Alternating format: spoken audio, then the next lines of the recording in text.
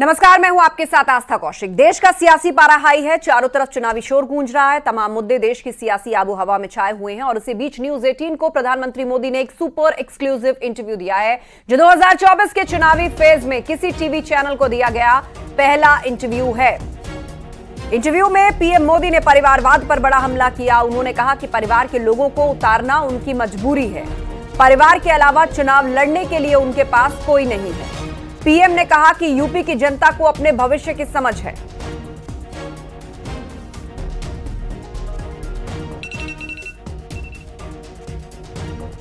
तो प्रधानमंत्री मोदी ने न्यूज 18 को दिया है सुपर एक्सक्लूसिव इंटरव्यू और इस दौरान उन्होंने परिवारवाद को लेकर एक बार फिर से विपक्ष पर हमला बोला।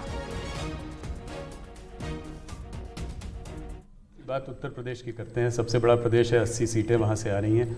क्या इस बार आप लोग 2014 का रिकॉर्ड तोड़ पाएंगे? 71 सीट लाए थे बीजेपी, 73 एनडीए। इस बार अगर देखें तो अखिलेश और राहुल साथ में चुनाव लड़ रहे हैं और दमखम के साथ जो है पूरे परिवार को उन्होंने वहां से उतारा है। खुद कन्नौज से लड़ रहे हैं अखिलेश जी, डिम्पल मैनपुरी से लड़ रही हैं, फिरोजाबाद, आजमगढ़, तमाम जगह से उनके परिवार के लोग लड़ रहे हैं। हो सकता है कि कहते हैं कि गांधी लोग भी शायद वापस अमेठी और रायबरेली से लड़े। तो उसमें आप इस चुनाव को कैसे देखते हैं? राहुल जी, आप जितने गर्व से सब उतरे हैं से 4 बार बोल रहे हैं। नहीं गर्व ये मजबूरी है कि क्या है?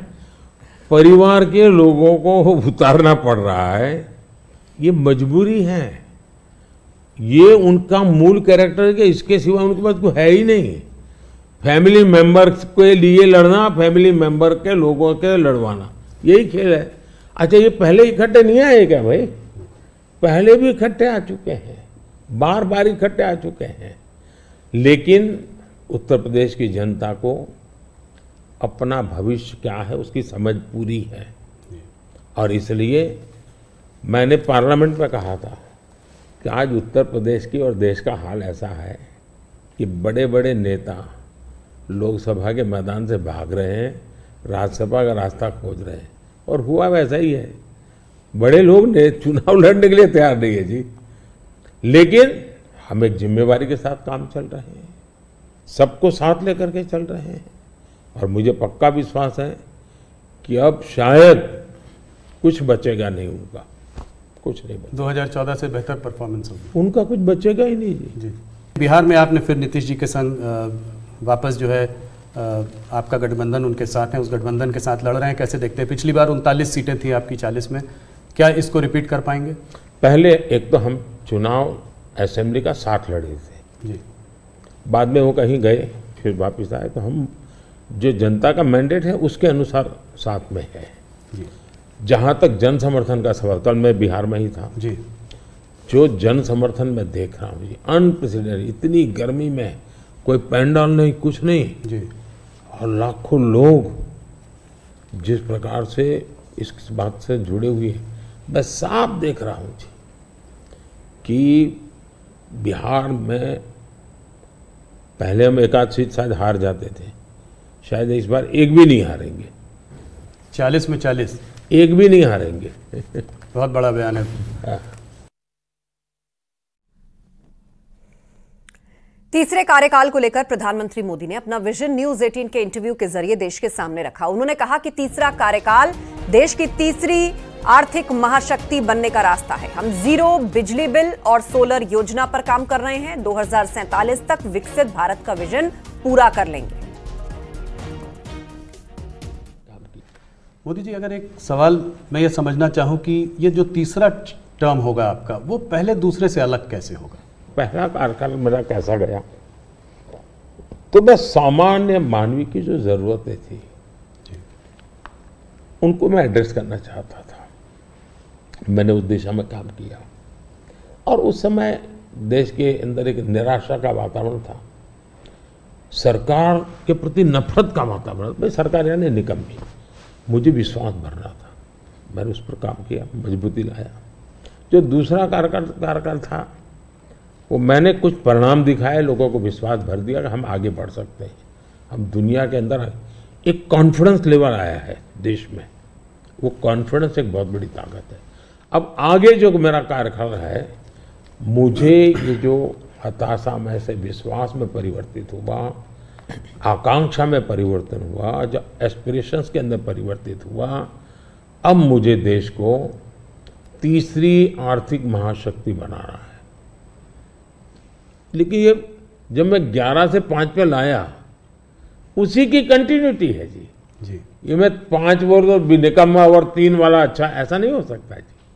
तो पहले मनमोहन सिंह के समय पर 11 तक थे, हम जोर लगा करके 5 पर ले आए, अब जोर लगा करके 3 पर ले जाएंगे। तो हम हर चीज में कंटिन्यूटी करना चाहते हैं। अब जैसे बिजली, हमने बिजली पहुंचाने का बड़ा अभियान चलाया, बिजली पहुंचा दी। अब मेरा लक्ष्य है पीएम सूर्यघर योजना और 0 बिजली बिल, और मैं हर घर पर सोलार सिस्टम लगे। और मैं सिर्फ बिजली का बिल 0 चाहता हूं, इतना नहीं, मैं 3 चीजें चाहता हूं। एक, हर परिवार का बिजली का बिल 0 हो। दूसरा, अतिरिक्त बिजली जो हो वो बेचे, कमाई करे। तीसरा, जमाना इलेक्ट्रिक व्हीकल का आएगा। मुझे आत्मनिर्भर होना है एनर्जी के सेक्टर में, और इसलिए मैं चाहूँगा जो इसके पास भी स्कूटी हो, मोटर हो, जो भी हो, उसका चार्जिंग अपने घर में ही हो जाए और सोलार से हो जाए। मतलब आज उसका जो ट्रांसपोर्टेशन का महीने का 1000-2000 रुपया खर्चा आता है, वो भी 0 हो जाए। ये त्रिविध बेनिफिट नागरिक को और देश को, पर्यावरण का बेनिफिट, देश को आज पेट्रोलियम इंपोर्ट करने का जो अरबों अरबों डॉलर जा रहे हैं बाहर, वो बंद हो जाएगा। तो मल्टीपल बेनिफिट वाला योजना। अब जैसे स्टार्टअप हब, मैन्युफैक्चरिंग हब बनाना है, मुझे इनोवेशन हब बनाना है, यानी मैं एक बिल्कुल नए एरिया पर देश को ले जाना चाहता हूँ और बड़े कॉन्फिडेंस का, और विजन मेरा क्लियर है, मुझे कोई दुविधा नहीं, मेरे पास तय है। नेक्स्ट 100 डेज में, 4 जून के बाद 100 डेज में मुझे क्या काम करना है अभी से मेरे पास क्लियर है। 5 साल में क्या करना है क्लियर है। 2047 में विकसित भारत बने, क्लियर है। इसलिए मैं कहता हूं 24/7 फॉर 2047, ये मेरा मिजाज है। इस पर अलग से एक चर्चा करनी पड़ेगी आपको हमारे ग्रुप के साथ। ईवीएम ईडी पर प्रधानमंत्री मोदी ने इंटरव्यू के दौरान बड़ा बयान दिया। उन्होंने कहा कि ईवीएम का जवाब सुप्रीम कोर्ट ने दे दिया है। रही बात ईडी और सीबीआई की, तो 2014 में ईडी सीबीआई कांग्रेस के पास ही थी। अगर ईडी सीबीआई से चुनाव जीते जाते तो कांग्रेस क्यों हारती?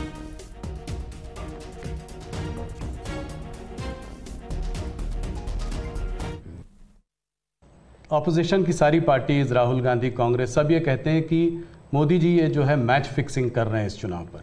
उन्होंने कहा है कि ईडी, सीबीआई और ईवीएम के बिना आप चुनाव नहीं जीत सकते। क्या कहेंगे आप? ईवीएम का जवाब तो देश की सुप्रीम कोर्ट ने दे दिया है, और 2014 में इनके पास ईडी थी, इनके पास सीबीआई थी, तो हार क्यों गए भाई? मेरे होम मिनिस्टर तक को जेल में डाल दिया था, तो हार क्यों गए वो? अगर ईडी सीबीआई से चुनाव जीते जाते तो ईडी सीबीआई का काम तो इतने सालों तक कांग्रेस ने किया है, वो जीत जाते हैं जी। और इतना बड़ा देश, एक म्यूनसिपैलिटी का चुनाव फिक्स नहीं कर सकते भाई, जरा करके देखो, ये संभव होता है क्या फिक्सिंग? क्या दुनिया को मूर्ख बना। लेकिन दुख इस बात का है कि ऐसी बातें करने वालों को आप मीडिया के लोग उनको पूछने के बजाय हमको पूछते हो। मोदी जी थोड़ा सा, लेकिन इसमें एक बात चौकस है जी, मैं मानता हूं पिछले कई दिनों से इंडिया अलायंस के लोग इतने निराश हो चुके हैं कि अभी उनको बहाने ढूंढना बहुत जरूरी बन गया है, क्योंकि पराजय के बाद भी लोगों के सामने जाने के लिए उनको इसलिए मैं समझता हूं शायद वो अभी से ये सारे तर्क ढूंढ रहे हैं कि पराजय के तर्क क्या होंगे। शायद उसी की उनकी इंटरनल एक्सरसाइज है ये, कि आज उत्तर प्रदेश की और देश का हाल ऐसा है कि बड़े बड़े नेता लोकसभा के मैदान से भाग रहे हैं, राज्यसभा का रास्ता खोज रहे हैं। और हुआ वैसा ही है। बड़े लोग ने चुनाव लड़ने के लिए तैयार नहीं है जी, लेकिन हम एक जिम्मेवारी के साथ काम चल रहे हैं, सबको साथ लेकर के चल रहे हैं, और मुझे पक्का विश्वास है कि अब शायद कुछ बचेगा नहीं उनका, कुछ नहीं बचेगा। 2014 से बेहतर परफॉर्मेंस होगी, उनका कुछ बचेगा ही नहीं जी। एक सवाल और, आप इसका पार्ट जवाब दे चुके हैं, इसलिए मैं उसको संक्षेप में पूछूंगा। ऑपोजिशन कांग्रेस सब आपके पीछे कहता है कि सरकार जो है ईडी, सीबीआई, इंटेलिजेंस एजेंसीज का इस्तेमाल कर रही है। आपने कहा है कि ईडी इंडिपेंडेंट है। सिर्फ एक सवाल यह है कि ऐसा देखा गया है कि 25 नेता का एक एनालिसिस एक न्यूज़पेपर ने की थी कि 25 नेता जब ऑपोजिशन पार्टी से बीजेपी की तरफ आ गए तो उसमें से 23 लोगों के ऊपर से जो है इस तरह के केसेस को या तो ठंडे बस्ते में डाल दिया गया या ड्रॉप कर दिया गया। इस बारे में पहली बात है, एक भी केस ड्रॉप नहीं किया गया है। जो अदालत कहेगी वही होगा, हम कोई निर्णय नहीं लेंगे, स्वतंत्र है। दूसरी बात है, पॉलिटिकल लीडरशिप के केस कितने हैं भाई? ओनली 3%। 97% अच्छे अच्छे ब्यूरोक्रेट जेल में है। आखिर के इन संस्थाओं का जन्म क्यों हुआ है भाई? अगर इन संस्थाओं का जन्म इसी काम के लिए हो तो काम नहीं करेगी क्या? और अदालत इतनी बड़ी है जी, किसी को जमानत नहीं दे रही है अदालत, तो अदालत देखती होगी ना भाई। और भ्रष्टाचार के मामले में हम कम से कम उसको लाइट न ले जी। सचमुच में देश में चर्चा होनी चाहिए कि पहला एक जमाना ऐसा था, आपको आरोप लगता था ना तो भी हिल जाते थे। आज गुनाह सिद्ध हो चुका, सजा हो चुकी, फिर भी आप हाथ ऊंचा कर करके फोटो निकलवा रहे हो, आप भ्रष्टाचार का महिमा मंडन कर रहे हो। इस देश में ये आलोचना का विषय होना चाहिए। भ्रष्टाचार को न्यू नॉर्मल के रूप में ट्रीट नहीं करना चाहिए, वरना इस देश का बहुत नुकसान होगा जी। ये सवाल बीजेपी और अदर्स का वाला नहीं है, देश के लिए ठीक नहीं है कि आप इसको न्यू नॉर्मल बना दें। और मैं देख रहा हूँ धीरे धीरे धीरे ऐसा वातावरण बनाया जा रहा है, हाँ ठीक है यार वो तो चलता रहता है। यही तो देश, गरीब आदमी मर रहा है जी। हमने कैसे भी करके इससे देश को मुक्त करना चाहिए, रिजॉल्व होना चाहिए कंट्री का, वो नहीं हो रहा है जी। और मैं तो मानता हूँ कि भाई देखिए, मैं जो कोशिश कर रहा हूँ, एक सिस्टम को पॉलिसी ड्रिवन बनाओ, टेक्नोलॉजी को भरपूर लाओ। आज हमने, पहले एक प्रधानमंत्री कहते थे 1 रुपया जाता है 15 पैसे पहुँचता है जी। आज मैं कहता हूँ 1 रुपया जाता है पूरे 100 पैसे पहुँचते हैं, डायरेक्ट बेनिफिट ट्रांसफर। क्यों? सिस्टम को सुधारो भाई। हमने जेम पोर्टल बनाया, करप्शन को कम करने की दिशा में हमारा बहुत बड़ा कदम है जी। दूसरा, समाज को भी जगाओ, समाज को भी आदत डालो कि भ्रष्टाचार बुरा है, किसी भी स्तर पर भ्रष्टाचार से मुक्त रहना चाहिए। और देश में वो वातावरण बन रहा है, पॉलिटिकल लोगों को डर नहीं है। और मैं मानता हूँ उसमें कुछ मात्रा में ये जो सिर्फ हमारा विरोध है इसलिए उनका समर्थन कर देना, ये शोभा नहीं देता है भाई।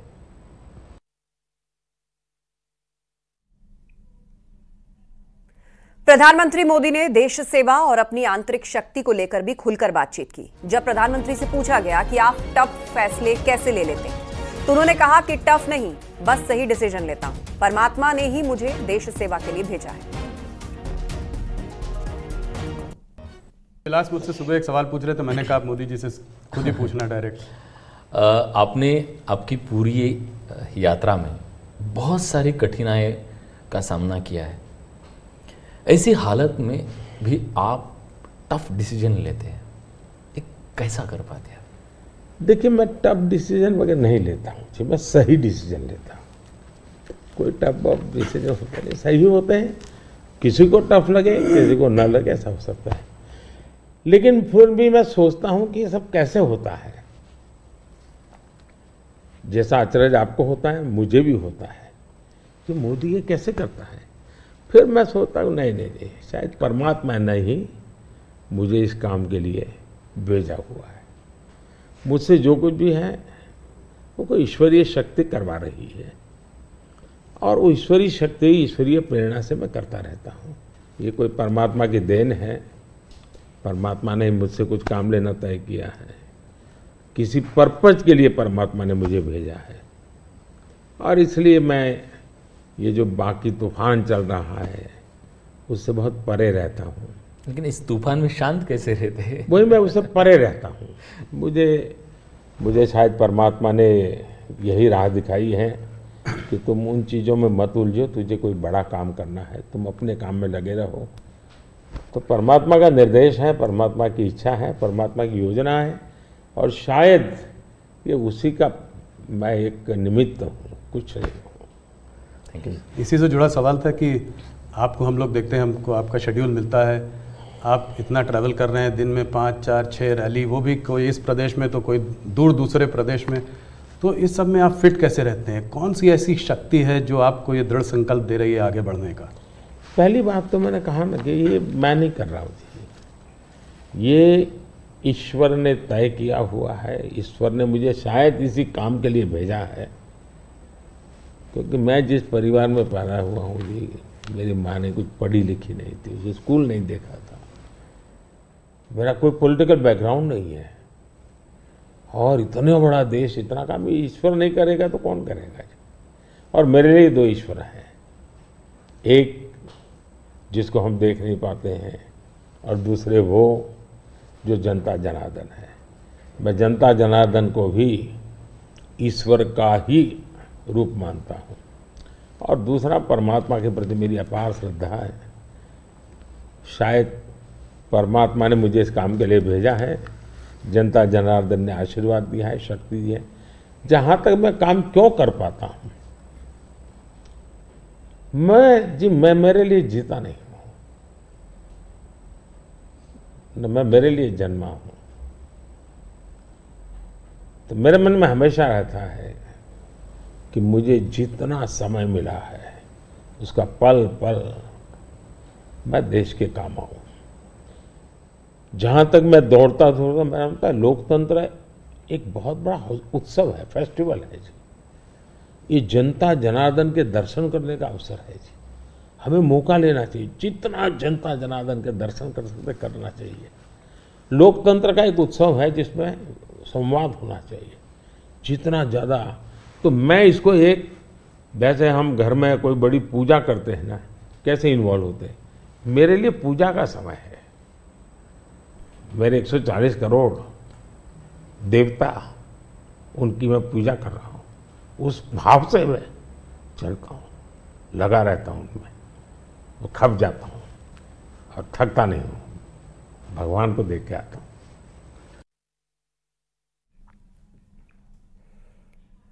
हाल ही में राहुल गांधी ने प्रधानमंत्री मोदी पर विवादित बयान दिया था। अब न्यूज 18 के एक्सक्लूसिव इंटरव्यू के दौरान पीएम मोदी ने राहुल गांधी पर पलटवार किया है। उन्होंने कहा कि वो लोग प्रधानमंत्री को गाली देते हैं। राष्ट्रपति पर भी कटाक्ष किए गए थे। पीएम ने कहा कि भारत की जनता ही मेरा परिवार है। कभी बोला जाता है। मोदी जी, एक आध पर्सनल सवाल आपसे करना चाहूँगा। आपने बहुत इलेक्शन देखे हैं, आप गुजरात में लंबे समय रहे हैं, ये आपका तीसरा चुनाव है सेंटर में। मैंने देखा है कि समय समय पर चुनाव से आप पर पर्सनल अटैक अक्सर होते जाते हैं। कहीं पे कभी बोला जाता है मोदी को गोली मार दो, कभी बोला जाता है सर फोड़ दो। अभी हाल फिलहाल में राहुल गांधी ने भी आप पर आपको कुछ ऐसे शब्द बोले हैं जो कि पर्सनल अटैक के तौर पर उनको भी देखा जा सकता है। ये ऐसा मोदी के साथ क्यों होता है? मोदी के साथ क्यों हो रहा है इसका जवाब तो मेरे पास नहीं है, लेकिन ये सवाल मोदी को क्यों पूछना चाहिए? ये सवाल इस देश में चर्चा का होना चाहिए कि सार्वजनिक जीवन में आखिर मोदी का गुनाह क्या है? वो पीएम बना वही गुनाह है ना। मतलब आप जो भी गाली देते हैं प्रधानमंत्री को दे रहे हैं। अब प्रधानमंत्री को इस प्रकार से सर फोड़ देंगे या कभी मेरी माँ को गाली देना, कभी ये। और मैं हैरान हूँ जी, भारत के राष्ट्रपति पर भी किस प्रकार का कटाक्ष किया गया था। शर्म आए इस प्रकार की भाषा का प्रयोग किया था। मैं हमेशा मानता हूँ जी, मतदाता ही मेरा परिवार है, देश ही मेरा परिवार है, और मैं सकारात्मक राह से जा रहा हूँ।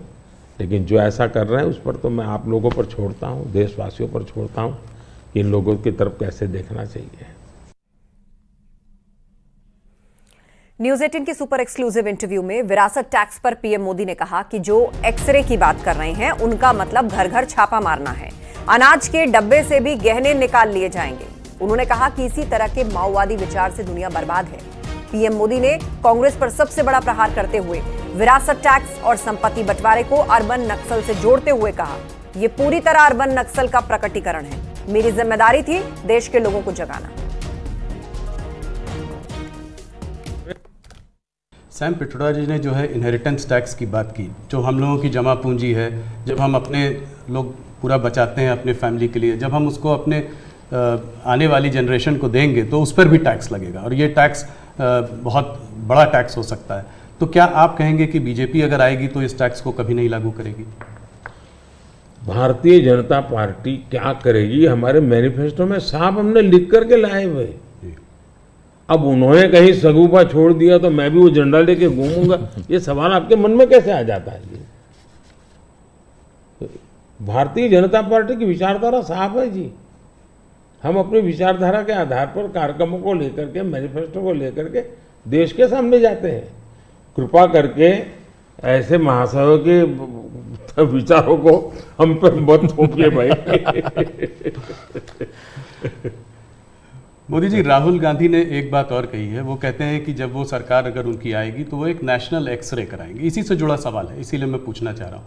एक नेशनल एक्सरे कराएंगे, बात सिर्फ कास्ट सेंसस की नहीं है जो कि वो करते आए हैं, उस पर भी मैं आपका मत जानना चाहूँगा, मगर बात वो कहते हैं इससे आगे है। बात कास्ट की नहीं, बात जस्टिस की है। और वो कहते हैं कि हम जो है एक सोशियो इकोनॉमिक सर्वे लाएंगे, एक इंस्टीट्यूशनल सर्वे लाएंगे और उसमें देखेंगे कि किसके पास किस जाति और किस उस वर्ग के पास क्या है, कितना धन है, कितनी इंस्टीट्यूशंस में भागीदारी है, और उसके बेसिस पर हम इस पूरे सिस्टम को रीडिस्ट्रीब्यूट करेंगे। इसको आप कैसे देखते हैं? सबसे पहले तो इस देश में जो लोग अपने आप को राजनीति के एक्सपर्ट मानते हैं, जो लोग देश के उतार चढ़ाव को बड़ी बारीकी से अध्ययन करते हैं, सबसे पहले उनका दायित्व है कि वो ऐसे लोगों को पूछे कि जिस परिस्थितियों का वर्णन आप कर रहे हो, अगर ये सही है तो 50, 60, 65 साल तो आपने राज किया भाई। ये मुसीबत के जो जन्मदाता आप हो और आपने अब तक की बर्बादी लाई क्यों? पहले उनका जवाब मांगो भाई, नंबर 1। नंबर 2, एक्सरे का मतलब क्या है जी? मतलब हर परिवार में जाना, घर घर छापा मारना। अगर किसी अनाज के डिब्बे में किसी महिला ने अपने गहने छपा के रखे हैं, उसको भी एक्सरे किया जाएगा, उनके गहने ले लिए जाएंगे, जमीनों का हिसाब किताब किया जाएगा और फिर उसको रिडिस्ट्रीब्यूट करेंगे। ये दुनिया में एक माओवादी विचार ने सब किया हुआ है, दुनिया बर्बाद हो चुकी है। ये पूरी तरह अर्बन नक्सल उस सोच का सीधा सीधा प्रकटीकरण है। और इसलिए मैनिफेस्टो आने के 10 दिन तक बाद भी ये जो जमात आए दिन लिखापट्टी करती है ना, वो चुप रही, उनके प्रोटेक्शन में चुप रही है। तब मिलके मेरी जिम्मेवारी बन जाती है कि देश को जगाना कि भाई देखिए आपको लूटने की ये तरकीब हो रही है। और दूसरा पार्ट है, डॉक्टर मनमोहन सिंह जी वगैरह उन्होंने हर बार कहा है कि भाई जो भी संपत्ति होगी इस पर पहला अधिकार किसका होगा। तो हिसाब किताब बहुत साफ है, वो क्या करना चाहते हैं।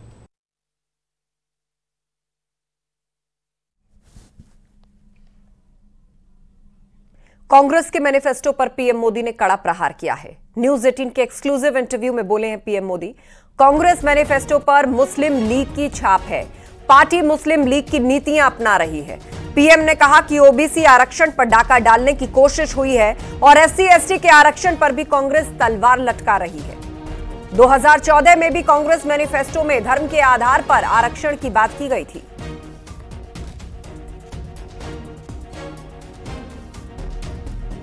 आपने जो है राजस्थान में एक रैली में एक कांग्रेस के मैनिफेस्टो पर एक डायरेक्ट अटैक किया। आपने ये तक कहा कि इनका एक स्कीम है जिससे कि ये वेल्थ डिस्ट्रीब्यूट करना चाहते हैं। ये पता लगाना चाहते हैं किसके पास कितनी जमा पूंजी है, किसके पास कितना पैसा है, किसके पास कितना सोना है, सिल्वर है, चांदी है, और उसको वो मुसलमानों में और घुसपैठियों में बांट देना चाहते हैं। क्या ये थ्रेट इतना रियल है? क्या आपको ऐसा दिखता है? कांग्रेस का जहां तक मैनिफेस्टो है, कोई मुझे बताए क्या चुनाव के अंदर पॉलिटिकल पार्टियों के मैनिफेस्टो ये कोई शोपीस के लिए होते हैं क्या? सचमुच में तो मीडिया का काम है कि हर एक पॉलिटिकल पार्टी के मैनिफेस्टो की बारीकी से जांच पड़ताल करें। मैं इंतजार कर रहा था कि मीडिया करे।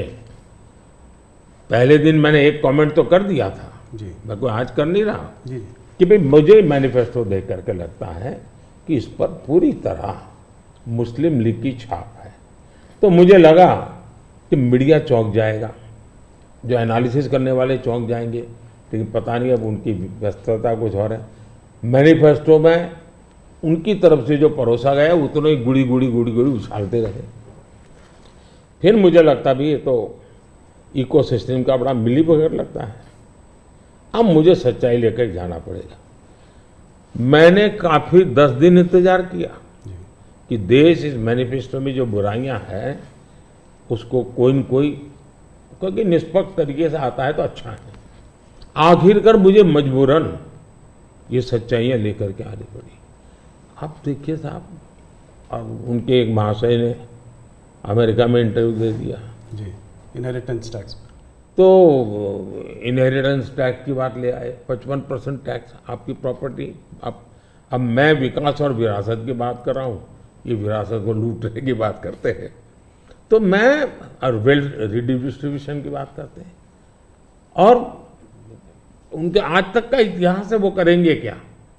तो फिर मेरी जिम्मेवारी, मेरी रिस्पॉन्सिबिलिटी है कि मैं देशवासियों को बताऊं कि भाई ये इस दिशा में ले जा रहे हैं। अब आप तय कीजिए, जाना न जाना जनता जनार्दन का हक है, लेकिन मेरा दायित्व बनता है कि तथ्य के आधार पर, तर्क के आधार पर, उनकी हकीकतों के आधार पर मुझे बताना चाहिए। वो मैं बता रहा हूँ। 2006 का एक वीडियो जो वायरल हो रहा है, जिसमें मनमोहन सिंह जी ने कहा है कि गरीब मुसलमानों का पहला अधिकार रिसोर्सेज पर है, ये उन्होंने साफ कहा है। आपने उसको मैनिफेस्टो में भी ये बात पॉइंट आउट की है कि ओबीसी रिजर्वेशन का जो है पार्ट लेकर वो मुसलमानों को दे देना चाहेंगे, और 2004 से 2014 के बीच में उन्होंने 4-5 बार ऐसा करने की कोशिश की भी है। अरे भाई, ये तो बड़ा इंटरेस्टिंग सवाल आपने पूछा है। जरा मेरा जवाब लंबा हो जाएगा, लेकिन देश के लिए मुझे बताना पड़ेगा। बताइए। आप कांग्रेस का इतिहास देख लीजिए। 90 के दशक से ये मांग उठी है देश में।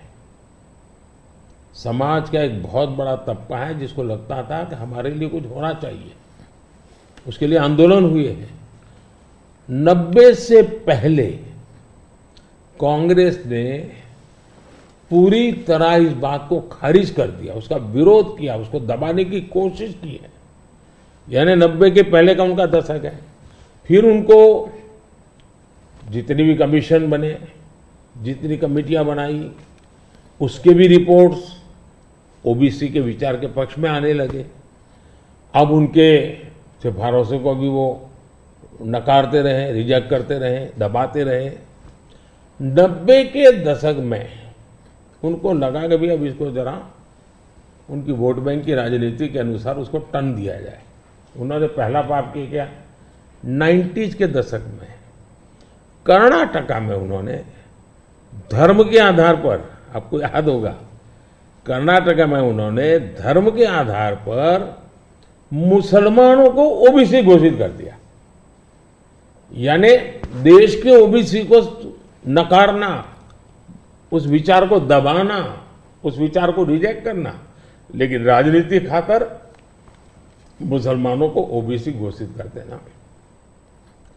केंद्र से कांग्रेस गई, 2004 तक ये प्लान ठप रहा, उनका इरादा पक्का नहीं हुआ।